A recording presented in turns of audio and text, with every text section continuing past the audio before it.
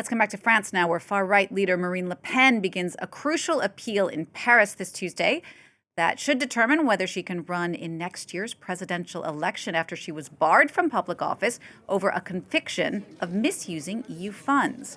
The National Rally's number 2, Jordan Bardella, said a court ruling against Le Pen would be deeply worrying for democracy. But Le Pen's protege also stands to gain from that happening, as he would run in her place. Emerald Maxwell takes a closer look. These pictures from last March show Marine Le Pen leaving the courtroom after she found out she was barred from running for office for 5 years, effective immediately. A major setback for the French far-right leader's presidential ambitions, but perhaps not a fatal one. Her appeal trial against her conviction for misusing EU funds begins Tuesday. And with a ruling expected before the summer, Le Pen could still run in 2027 if her ban is revoked. On the eve of the appeal's opening, her protege and president of her National Rally Party emphasized his full support for her. It would be deeply worrying for democracy if the justice system were to deprive the French people of a candidate in the presidential election who has already qualified twice for the second round and is now considered the undisputed favorite in the polls. But that's not quite true. Recent polls show Le Pen's legal woes appear to have benefited her second-in-command, and that voters prefer Jordan Bardella to her. Polls also indicate that most French people supported the ruling against her after she was found guilty of misappropriating more than €4 million of EU funds. The case could spell the end of the Le Pen family saga in the National Rally, according to this analyst. Marine Le Pen appeals to the lower classes. Bardella seems to appeal more to the higher segment of French society. Well, this guy is young, is smart, he does not stand against free market economy, and is more acceptable than Marine Le Pen for the only reason that his name is not Le Pen. Meanwhile, the National Rally is stronger than ever. Around 42% of French people agree with the ideas of the far-right party, up 13 points since 2022.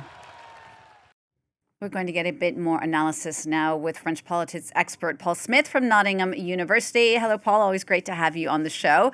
Just explain to our viewers, if you will, why has the far right seen such a surge in recent years?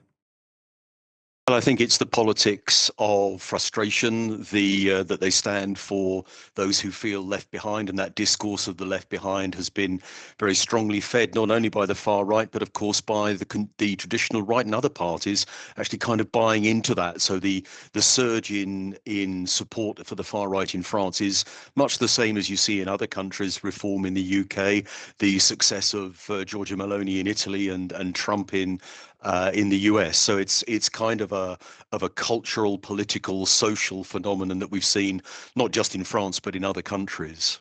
Marine Le Pen herself has slammed that initial verdict as a political decision. Do you think there could be any truth to that? No, I don't think so. I think that the legal system does what the legal system has to do. She's bound to say that, isn't she? I mean, that's what you would say. That's what Sarkozy says about all the decisions that are taken against him, and yet he keeps on being found guilty. And she's been found to be at the centre of this system that was channeling funds away from the EU and into her party, was strictly illegally. And it seems very unlikely that the Court of Appeal will say, actually, no, the first trial was completely wrong, and that they're going to overturn the verdict. At least that would be my take on it at this point in time, unless there's something fundamentally wrong with the evidence the first time round.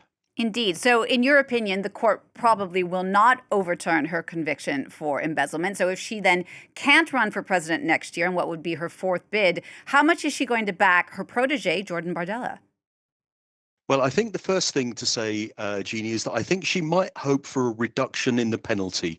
It might be that the tribunal says, yes, you did these things, but the punishment is a little bit exaggerated in relation to the crime. They might reduce that ineligibility to 2 years, and then that could be backdated to March last year, and it would come to an end in March of next year. There might be, so something along those lines might happen.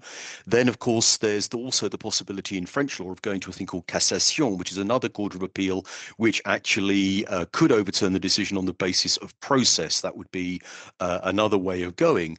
But she's already used the talk. She's already adopted Bardella. And one of the reasons, of course, that he's emerging as the favorite, and Jean-Yves Camus' views there were very interesting as well, is that actually she's kind of had to push him forward. And the consequence of that is that he's become very popular. And we've seen, I think your commentator mentioned opinion polls over the weekend that suggest that he is now more popular with Rassemblement National voters than she is. And so if something dramatic doesn't happen in June when the court delivers its verdict, then it's pretty much her career is over.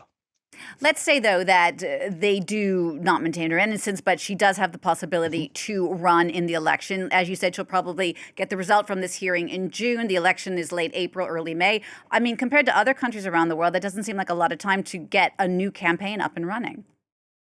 No, that of course is what she said as well. But let's remember that the Court of Appeal has actually brought this forward. Normally, we wouldn't expect appeal this soon after the original judgment.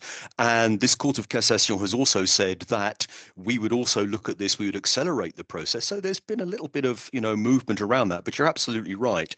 In the very last date really that she'd like to be able to start straight away, but really the rentrée politique, sort of September, late August, September time would be ideal for her to be able to say, and June would be even better, for her to be able to have the summer running into it. And so there is that argument that you can't really run a campaign. That said, other quite well-placed candidates or candidates who've done surprisingly well have run late, but she would like a longer campaign rather than a shorter one. But she might turn the tables completely, run a lightning campaign and get elected on that basis. Who knows? Paul, just a quick word before you go, whether it's Marine Le Pen or Jordan Bardella, a candidate from the far right, seems pretty set to have a good following in the presidential election next year. Given that current President Emmanuel Macron can't run again, who are going to be the other main opponents?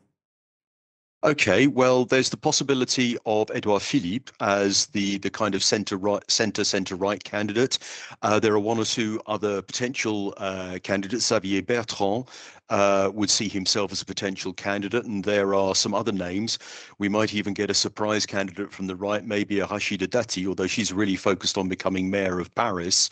But I think that those are the candidates who would try to take advantage of her weakening and try to reposition, maybe drag the right-wing vote back towards the centre. But I think that's going to be a very, very difficult task indeed. All right, Paul, thanks so much for your expertise. As always, I'm sure we'll be checking back in with you as we get closer and closer to that eventual presidential election next year.